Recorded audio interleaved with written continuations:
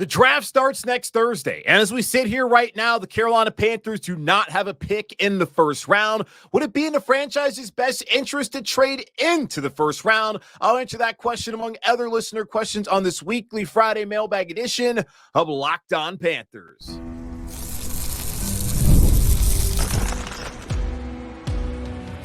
You are Locked On Panthers, your daily Carolina Panthers podcast. Part of the Locked On Podcast Network, your team every day. Welcome into another edition of the Locked On Panthers podcast, a part of the Locked On Podcast Network. I'm your host, as always, Julian Council, talking Carolina Panthers with you every Monday, Tuesday, Wednesday, Thursday, and yes, Friday, your team every day.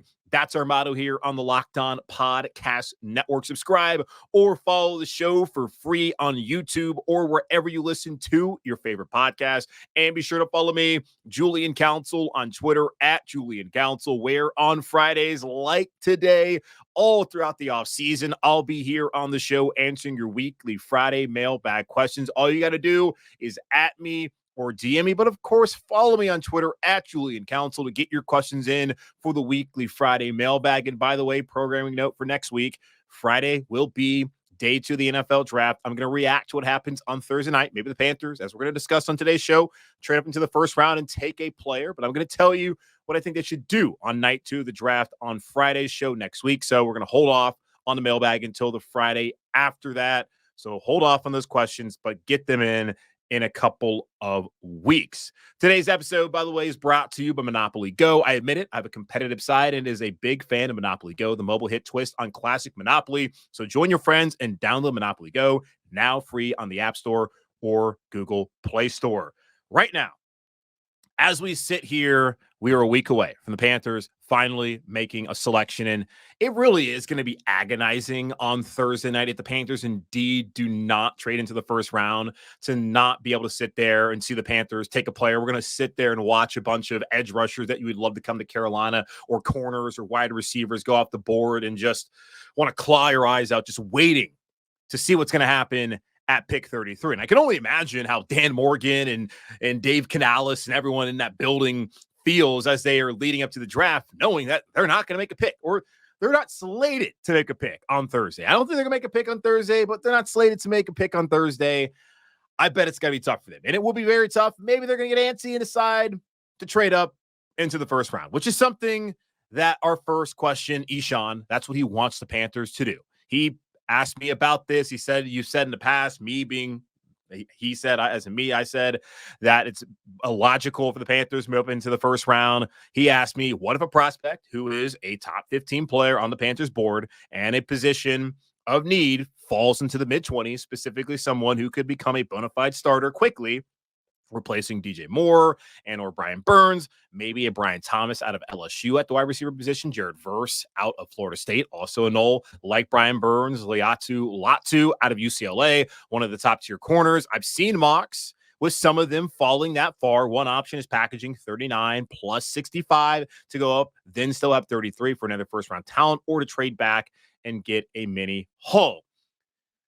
So for me, let's look at the Panthers draft picks. They have pick 33, 39, 65, 101, 141, 142, 240. 7 picks. Carolina Panthers have 7 picks going into next week's draft. The Panthers have a need at receiver, we've said. They have a need at corner. We've talked about center, tight end, possibly edge, running back, linebacker. Okay, that's 7. And they could get a safety. I've seen mock drafts, most recently the one that Dane Brugler of The Athletic did, that had the Panthers taking a safety. So they could take another receiver. So there's 8, 9. There's a lot of needs the Panthers have. They could take a defensive lineman. They only have so many picks to potentially fill those needs. And listening to Dan Morgan and Dave Canales on Thursday in their pre-draft press conference, they've said that free agency set them up to go best player available. They can get to 33, and they're going to take the best player available to them.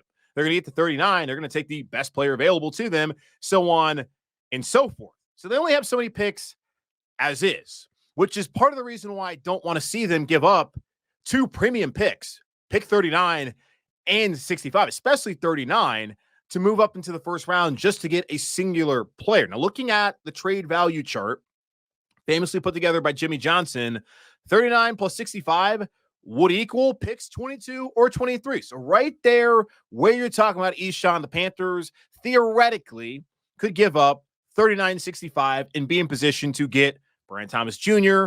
or Jared Verse or Latu or any other player at a premium position who can come in and be an impact player from day one. Theoretically, that could be the case. But if you do that, that means you got your player there, which would be fantastic. You get whoever you get at 33, and after that, you're not selecting again until the fourth round on Saturday, 101. And is that player at 101, 142, 141, 240? Are they going to be able to fill the needs that you have?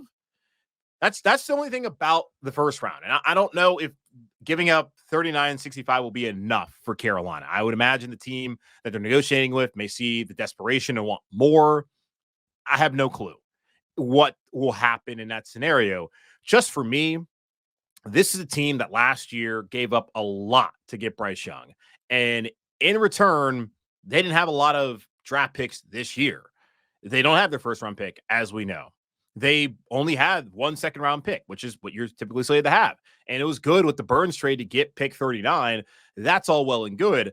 I just look at a 2-15 roster that, yes, I agree, needs impact players, but does not need to be giving up more draft picks in order to get those players. What they need to do is to sit back, evaluate the players, as Dave Canales and Dan Morgan have said. They spoke to the scouts about what the scheme is and what they're looking for in players that will fit their mold. They need to go out there, listen to what they've been told the scouts do, and the front office now getting reports from the scouts, and take those players in those positions or trade back and get more compensation.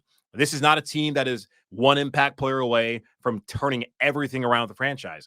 This is a team that is in a rebuild mode. And unfortunately, that's the case, it seems like, every single damn offseason here in Carolina. It does not make sense to me to give up more picks to get one player when one player is not going to be the difference between the Panthers making the playoffs this year and potentially winning 8 games, because that feels like their ceiling.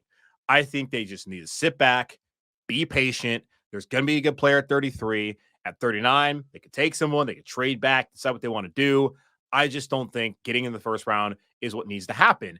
And it's frustrating not to have the first round pick. And for me, it's awful that they don't have it because they can't trade back and get more compensation. I don't think they need to use it on a player. They need to trade back to a team that wanted Caleb Williams or Drake May or Jaden Daniels, however you want to look at those top quarterbacks. It would have been Caleb, I'd imagine. You would have been nice to have been able to be like Chicago last year, in position where you have your guy, at least you think you have your guy, and have a team desperate enough to give up like what Carolina gave up last year.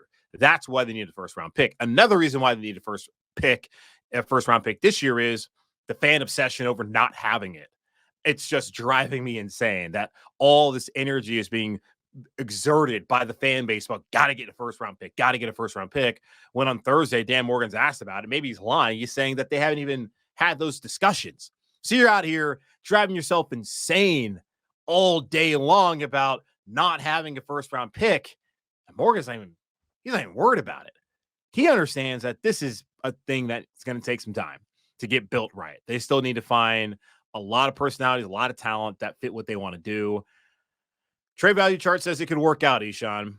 That's just a chart. And that's not necessarily what real people will do in those situations. I'm not interested in them doing this, trading up to number 1 to the first round. I think they just need to stay patient, take a player at 33.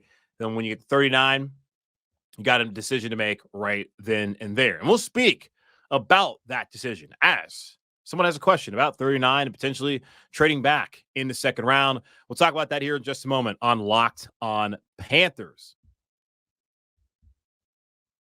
When it comes to your financial future, you've done it all. You've saved, you've researched, you've invested all that you can. And now you need to take those investments to the next level by using what every financial great uses, Yahoo Finance. For more than 25 years, Yahoo Finance has been the brand behind every great investor. Whether you're a seasoned investor or are looking for that extra guidance, Yahoo Finance gives you all the tools and data you need in one place.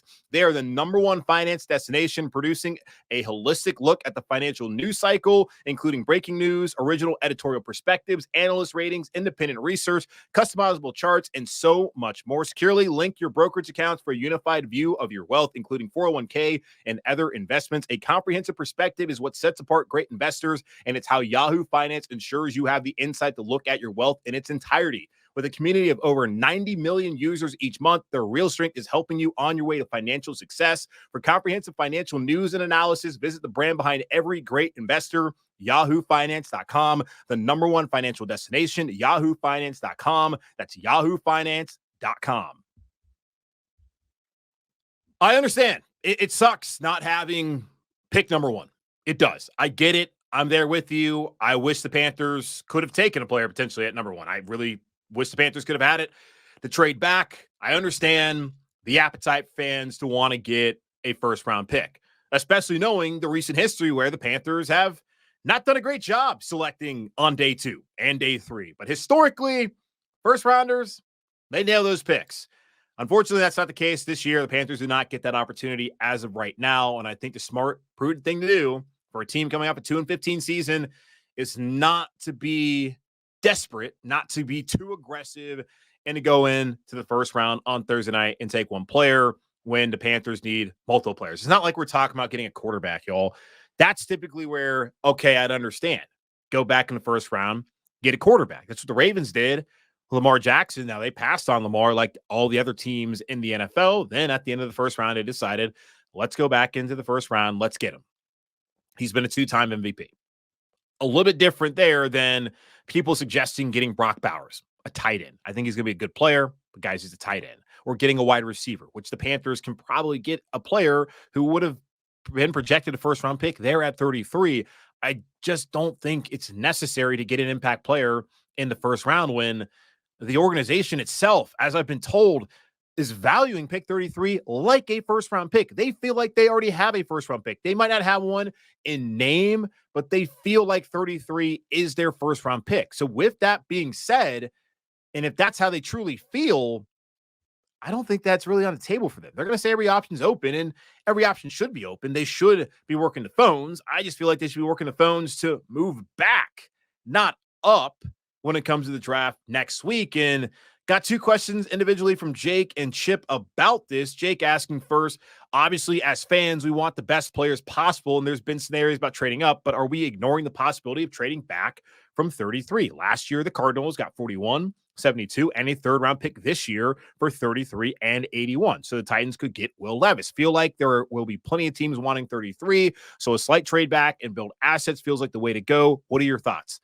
I don't disagree with you at all, Jake, as far as that thought process. Personally, for me, as I stated on Thursday morning, that I want the Panthers to get a wide receiver there at 33. And Dave Canales came out and said on Thursday afternoon, when speaking to the media a week ahead of the draft, saying that, yes, they need to be targeting skill players on offense that can be difference makers. And I think the best way to do that is by standing pat at pick 33. But they also need to listen. That being Dan Morgan, Brant Tillis, and everyone within that war room on Thursday evening. They need to listen, and Friday evening as well. They need to sit there and listen to all the teams that are going to be making offers potentially for 33. And I have looked at mock drafts, and these are from people like Mel Kiper Jr.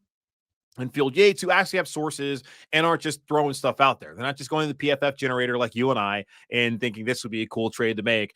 They have source information. And they believe that a team would be aggressive enough to go up to 33. And that's what you believe, Jake. And it's very sound thinking. It's basically a first-round pick. If I'm saying how the Panthers are valuing that pick as a first-round pick, don't you think other teams behind them are eyeing that pick as well? And I, in a situation in Carolina, understanding that pick alone may end up being a great player. Could be an impact player this year. Who knows who that ends up being? They also understand the Panthers are a team that are not one player away. They got a ways to go before being a perennial contender, which is what we want. Not just 1 year flash in the pan, which this team has done in the past. We want to have an annual contender. We want back-to-back winning seasons. We want sustained success, which we were promised by David Tepper told us. He promised us that. We haven't gotten that so far. So looking at this, I could understand trading back. Now, the scenario where that would happen is going to be similar to last year for the Cardinals, as you bring up here, Jake. The Titans moved up because they wanted a quarterback. They wanted Will Levis. If a team wants a quarterback and someone who they felt like was going to be there in the first round who ends up falling to the second round, that's where the scenario would happen. And the player I'm thinking of is Michael Penix Jr. Looking at the first round, Caleb's going number 1. It's either going to be Drake May or Jaden Daniels, number 2 or 3, depending which way. Maybe it could be J.J. McCarthy out of Michigan. Those 4, all of them are going in the first round. They may all go in the first 4 picks or in the top 10. They're going to be gone. After that, it's just going to be wait and see mode. Do teams want to get Michael Penix in the first round, or do they want to wait until maybe the second round where the compensation for him, if they want to trade up, will be less? I've seen mocks that have Penix going in the first round. I've had mocks that have Penix going in the second round, in particular at 33. The mock that I saw on Monday from Field Yates and Mel Kiper Jr. had this exact scenario that you're talking about, Jake, where the Rams gave up pick number 52 and 83, plus a third rounder in 2025 to get up to 33 to take Michael Penix Jr. It's going to take a team wanting a quarterback. I don't think Bo Nix is someone they're getting up to 33 for. It's really what happens with Michael Penix Jr. If Michael Penix Jr. does not go on Thursday night, then he is going to be someone I feel like a lot of teams are going to covet there in the second round, in particular, looking at Carolina, who has a quarterback at 33. And in a way, that would make up for not having the first round pick. With number 1, as I mentioned earlier on the show, the worst part about it is you can't feed off of desperation from these teams who want Caleb Williams. There are going to be teams who are going to be desperate for Michael Penix Jr. there in the second round if he's sitting there at 33. And if they call, you have to listen. I don't want them to say yes, but I did say, though, this is a team that's not one player away, and they're better off getting more draft picks, more bites at the apple than necessarily staying there. I just would rather them trade 39, not 33. And as I was told as well, 39 every year is more one of the most tradable assets in the draft. I'm thinking Carolina's going to stay at 33. I think 39 will be where they would want to trade back on night 2 of the draft. Now, Chip has another question also here about potentially trading up, trading down. Chip saying, which teams have the draft capital to be potential trade partners of the Panthers if they wanted to trade down or up? I personally only see the Panthers trading down to acquire an extra 4th or even get a 6th-round pick. They may be able to get more than that, Chip. I agree. Trading up, I don't think that's what they're looking to do. Trading down, though, that sounds like what they're going to do. 33, I would expect them to stay pat, at least right now.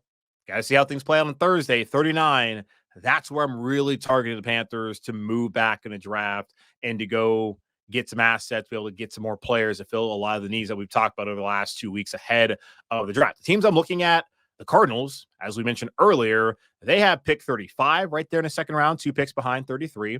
They have 3 third-round picks, 66, 71, and 90. They're a team I would think Carolina would want to try to move back with if the Cardinals are interested in moving up. Washington, they're a team that has 6 picks in the top 100, of course, the number 2 overall pick. Then they have 5 picks there in day 2. That's a team I would be interested in trying to partner up with. When you speak about teams that might be interested in a quarterback, the Rams, as the mock draft from Mel Kiper Jr. and Field Yates on Monday suggested, they have 11 picks in this draft, including 3 in day 2, starting at 52nd overall, which is where the Panthers traded with them for Michael Penix right there in that mock draft on Monday. I would look at that as being a team. If they're looking to find a long-term replacement for Matthew Stafford, who did play well last year, but that elbow is certainly concerning, and he's getting up there in age. That's a team to look at. The Packers, they also have 11 picks, including 4 in day 2, starting at 41st overall. That would not be too far back. If the Panthers want to trade back to 41, if that's what the Packers are interested in, those are the teams I'm looking at because they have a lot of picks and they have a decent amount of picks there in day 2. So the Packers, the Rams, the Commanders, the Cardinals, probably really the Cardinals, Rams, and Packers. Because I don't know if Washington's going to be super interested in trying to move some of those assets when you 6 picks in top 100. Hell, man, you stay right there. You get those guys. You can control the draft, especially when you have pick number 2. You're going to be able to get your quarterback of the future. Cardinals, Rams, Packers, those are the teams I'm looking at, Chip, as potential trade down partners for the Carolina Panthers and for Carolina to not really fall too far back from where they're already at 33 and at 39 there in the second round. All right, another quick pause here. Then I'll come back and answer the rest of your weekly Friday mailbag questions right here on Locked on Panthers. We've all been there either as a player or a fan. It's halftime and the scoreboard is not looking good. You're feeling low, not sure you or your team can pull out a win.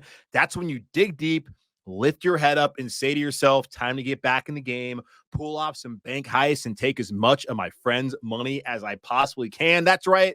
The smash hit mobile game Monopoly Go lets you compete with your friends to get the most riches and biggest empire. It's a Monopoly you love, but on your phone, anytime with tons of new twists, including leaderboards to compare your progress to your buddies. There's so much to do. Play on countless dynamic Monopoly boards. Make your friends bankrupt by smashing their landmarks with a wrecking ball. Charge other players rent for your iconic properties. You can even work with your friends to crack open community chests and in tournaments to get extra rewards and climb the leaderboard. So get back out there, put on your game face, and download Monopoly Go, now free on the Apple Store or Google Play Store. Few more questions here on the weekly Friday Mailbag on Locked on Panthers. Again, at me, DM me, follow me on Twitter at Julian Council. And next week, planning to not do a mailbag, especially not on Friday. Going to be reacting to what happens on Thursday and what I think the Panthers should do on Friday night. But maybe early on in the week, as I have a couple of things I'm planning on doing. May do a mock draft. I know, me do a mock draft sounds crazy, but you got to do content, got to fill out. And I do want to tell y'all who I think the Panthers should take at certain picks. I told you what I want them to take, and I've kind of told you who I think they should take. Well, I'll play it out next week. I'll do the whole PFF mock draft simulator. I don't think I can really do it live. I've been told it's supposed to be a podcast first. So for the YouTube viewers, obviously I love you. Thank you for your support. But I've been told it's a podcast first by Locked On. So it wouldn't make a lot of sense for me to do like the whole shared screen, as you won't be able to see what I'm sharing to you if you're a podcast listener. So I think I'm going to do a mock draft sometime midweek. Maybe, though, I might sneak in a way to answer some of your questions. It might be Thursday, since Panthers don't have a pick right now. They could. They have a pick on Thursday in the first round. So go ahead, send in questions at Julian Council, DM me, get those questions in now, and maybe I'll get to them at some point next week if there's enough of them, especially if they're good. So they've been good today. So I appreciate y'all. All right, let's get into a couple more. Alex asking, if the Panthers don't pick an edge rusher in the draft next week, is that the clear number one draft priority for 2025? He put number one in bold. Well, actually, my notes app did it. Either way, is edge rusher the clear number one draft priority for 2025? With a likely top 10 pick, we would be able to grab an elite pass rusher. That's the hope. I look at Harold Perkins from LSU as the guy I would be interested in. He had a great freshman season last year. That defense is terrible. I don't know what they were trying to do. Matt House, who's since been fired, trying to play him at linebacker, like middle linebacker. Just let the man be a playmaker on the outside. 7.5 sacks last year, 7.5 sacks a year prior. I'm thinking he's going to go wild this year down on the Bayou, and that would be the dude I'm looking at. Who cares about if he can stop the run? Who cares about if he can cover? That's for nerds. Go out there, get the passer, and affect the game that way like he did as a freshman at LSU in 2022. That would be the guy I'm looking at. There's going to be some other guys. JT from Ohio State. He's really good. I don't know what his draft prospects are. I'm just going to enjoy watching these kids play football in the fall and college, probably for one last season. But yeah, if I kind of look at it, quarterback, Bryce can get another year, whether he's great this year or not. He's going to be the quarterback next season. He would have to be like Zach Wilson bad. That would have to be the reality for him to not get an opportunity. And also, it's really up to David Tepper. As I mentioned on a show, I think it was yesterday, Bryce is Tepper's guy. And as long as Tepper wants him here, he's going to be here. So I expect him to be the starter again next season. And I feel like you should hope that would be the case. Receiver, they're going to take care of that as much as they can. They could maybe need a receiver still next season. The hope is they can get somebody this year. Deontay Johnson sticks around, plays well. And guys like not Thielen, we'll see how long he stays around, but really Mingo or Marshall, that they continue to develop and they step up, and the Panthers can be in a good situation there where they don't need to get a receiver in the first round. A year from now, offensive line, they're probably good there. Defensive tackle, they're good there for the most part, especially with Derek Brown being around. Linebacker, I don't think you're going to be using a first-round pick on a linebacker. Corner, maybe they may need a corner. We will see. But edge, Clowney's going to be back. One of them's going to be back. They could be back. It's going to be interesting to see how they play. It could be. That or corner are probably the two spots I'm looking at as being the positions where that could be the clear number one priority. Running back, but y'all know how I feel about running backs.